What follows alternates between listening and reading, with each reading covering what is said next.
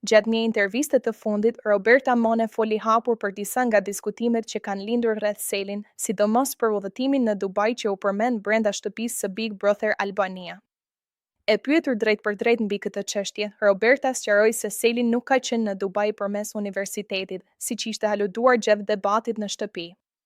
Sipas saj, e vërteta është ndryshe. Selin ka marrë pjesë në një aktivitet zyrtar si pjesë e ansamblit shtetëror i këngëve dhe valleve. Ky udhëtim ka qenë në kuadër të një përfaqësimi artistik, madje në prani edhe të figurave zyrtare, përfshirë ministren.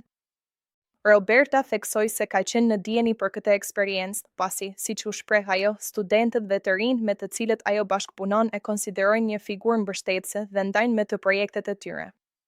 Ajo madje kishte parë edhe foto nga ky udhëtim, ku Selin shfaqej së bashku me grupin e valltarëve dhe pjesëmarrës të tjerë. Një pjesë e rëndësishme e intervistës ishte edhe reagimi i saj ndaj mënyrës si Selin është trajtuar në Big Brother. Roberta u shpreh e zhgënjur nga fyerjet dhe sulmet, duke theksuar se këto nuk japin një shembull të mirë për të rinjt jashtë.